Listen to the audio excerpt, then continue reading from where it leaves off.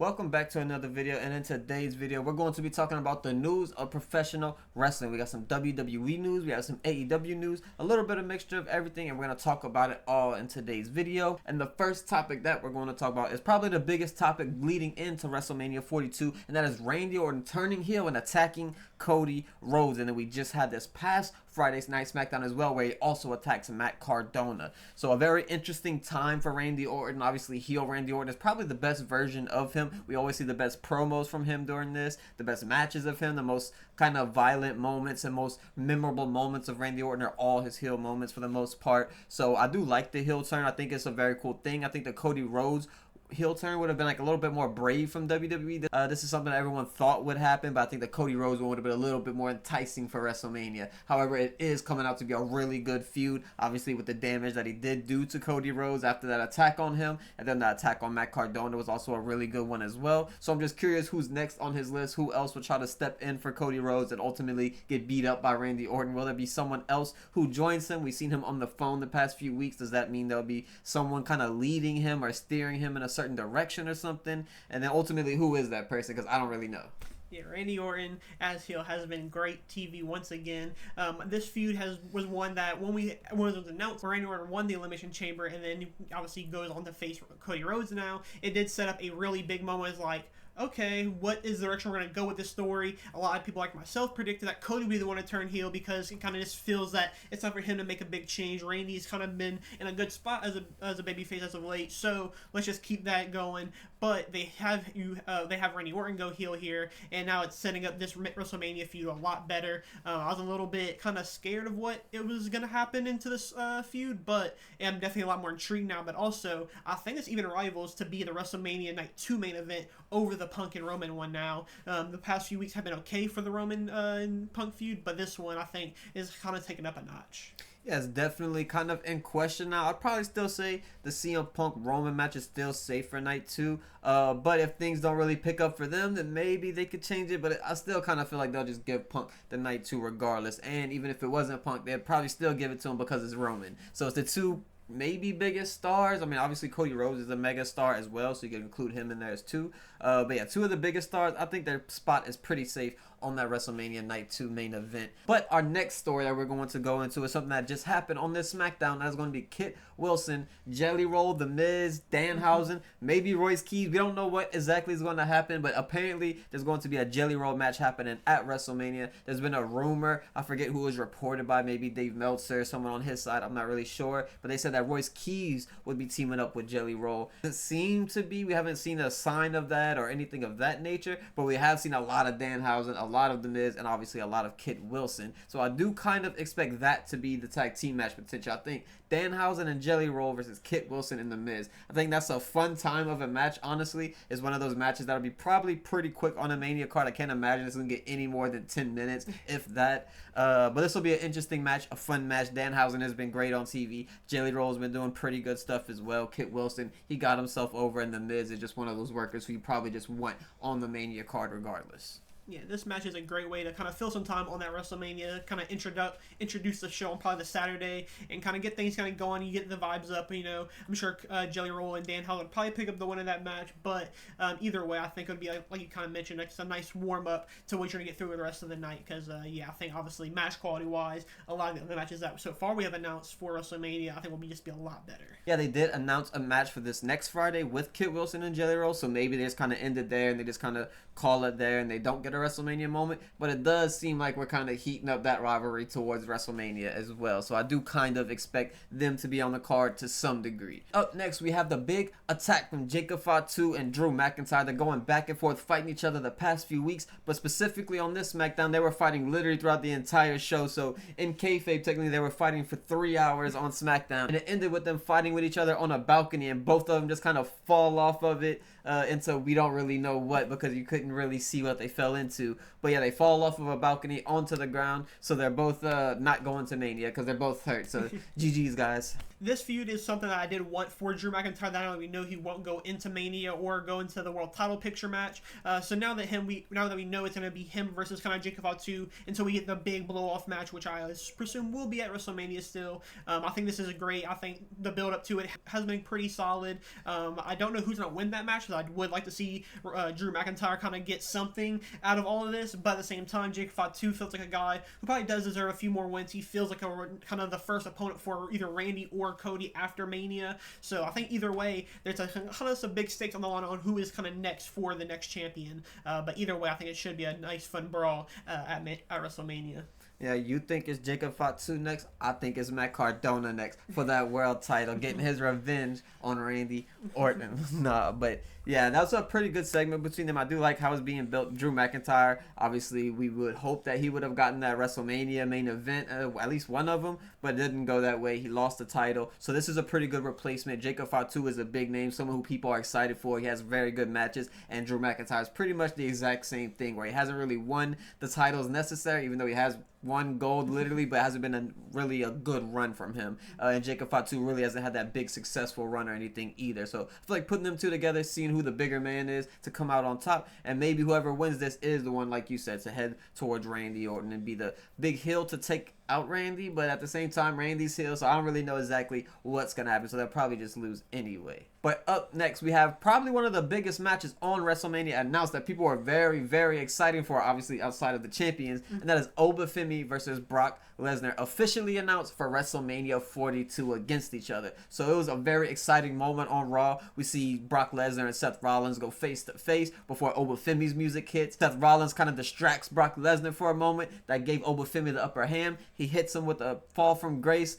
and kind of held it for a while as well, just to kind of show that he was dominant. Puts his foot over him, and yeah, that was a really cool moment from Obafemi. Cool of Brock Lesnar to even let that happen, because he doesn't really do that for a lot of people. So it was very cool that he did do that for someone like Obafemi. It was very much needed. Hopefully he does pick up that win at WrestleMania. That's the next step to this. Hopefully Brock doesn't kind of ruin this, because if he did that just to kind of get the win to him at Mania, then it kind of just means it was nothing, and this really meant nothing at the end of the day. But if Obafemi does pick up the win, that would be a massive moment for him to be the one to take down the Beast. And yeah, this is a match that I am very excited for.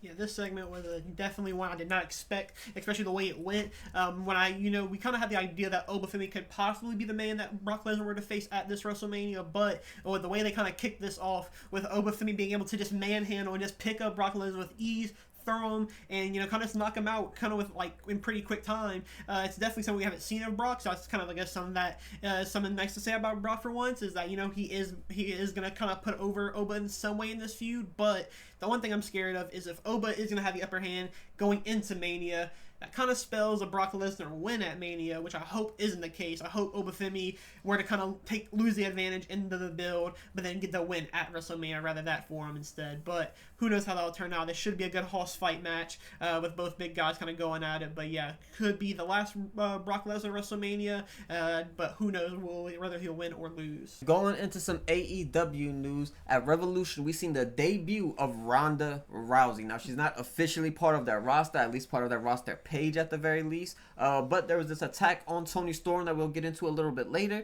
and maybe it was Ronda, maybe it was Marina, maybe it was Mina Shirakawa. There's a lot of names it could be, and Ronda Rousey is definitely on that list of people. But it was a very shocking debut. It was definitely unexpected. That was the last thing I expected to happen, especially during that match. It was a pretty mid match. It wasn't the greatest match or anything, so to have this big moment happen after that, I was like, whoa, what the hell, Ronda's here? But I'm not a big fan of Ronda. I don't really like Ronda at all. I don't really think she's good in ring. I don't think she's good on promo. She disrespected wrestling. She disrespected a lot of stuff. Mostly WWE, obviously, not really professional wrestling as a whole. But yeah, just a very weird moment, because I didn't really like her, but it did still feel like a big moment. I will say that.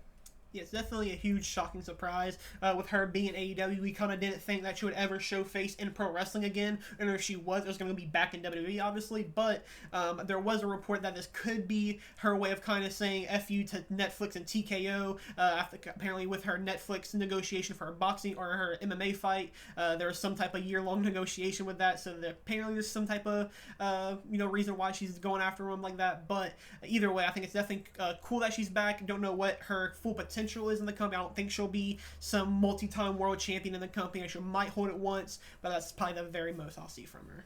And then keeping on the topic of AEW Revolution, at Revolution, we've seen MJF and Hangman Adam Page go in that Texas death match. That was a crazy, insane match where we will see MJF return at this Wednesday, but Hangman Adam Page will not be returning anytime soon, according to some reports. So yeah, that's a very interesting thing. He obviously can't challenge for the title as well, so that's obviously the most important thing revolving around this match, the whole storyline around it. But obviously most people are kind of anticipating that he will break that at some point. He'll break that contract. He will get an AEW World Championship shot at some point in the future. How long will that take? We don't really know, but it's a very interesting timeline for Hangman Adam Page right now to be the top man of the company just a few months ago, and now you can never challenge for that title again. Yeah, it's definitely going to be a weird thing to work around, but I do think at the end of the day it will just end up with him returning at some point. He'll eventually turn heel, and then he'll just go back on his word. We've seen Tony Khan kind of talk about that it's just a gentleman's agreement type of thing. It's not nothing inked in paper, so there's also that route. But yeah, it's going to be interesting to see what Hangman's story is going to be like going in to his when he does go for the World Championship once again, because I do think there's no way in hell that this man is going to be there for another 5+ years and not go for this champion. So I am interested in that because obviously when he was a heel the first time, he had some reasoning behind it. Fans were behind him. This time, he has no real reason to kind of go back on his word now.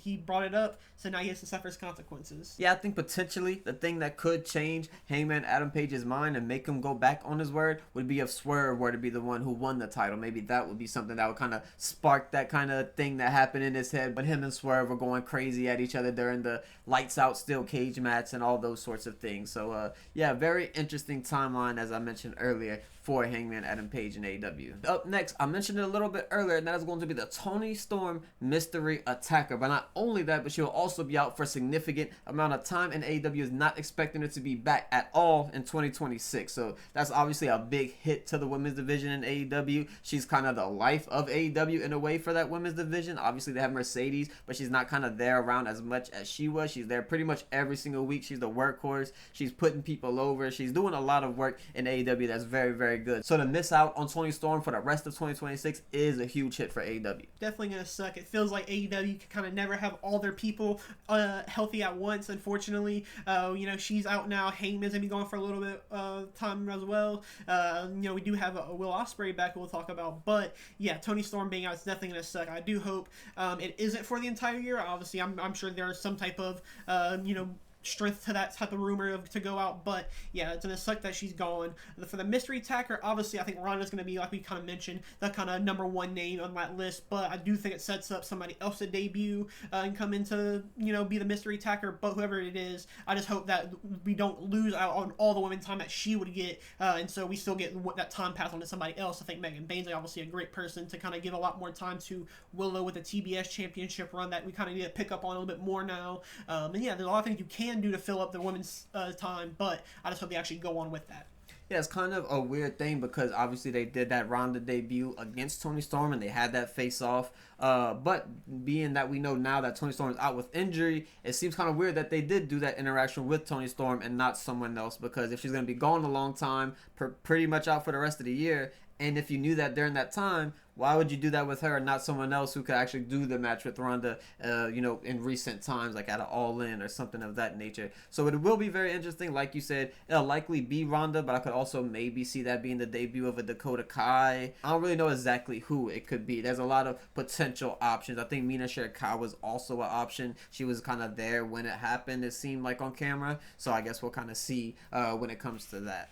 But our final story of this video is going to be the return of Will Ospreay. He is the life of AEW. He brought the life back to AEW. It was a massive return at Revolution. He got a little bit of his revenge on Jon Moxley, but obviously that won't be the end between these two. Very cool return from Will Ospreay. He had a match for his Blake Christian on Dynamite. That was pretty good as well.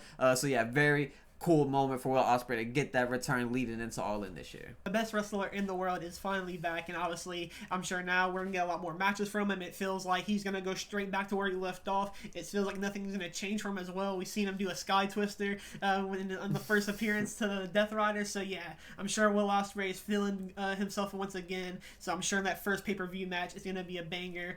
So yeah, hopefully we have him around for a lot longer now, and hopefully we get him to that World Championship picture to kind of have some big moment for him at All In now.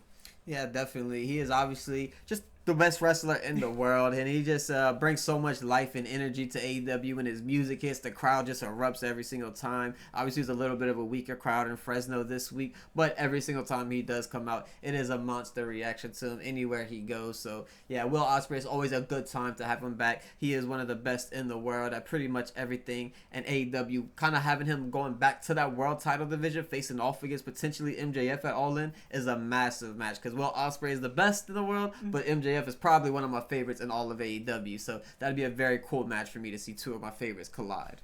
But that will do it for the news for this week. If you guys want to keep seeing this type of content from us, let us know down in the comments below, and let us kind of answer some of the questions that we asked as well. But yeah, thank you guys for watching. If you haven't already, make sure to leave a like and subscribe to the channel, and we will see you guys in the next one.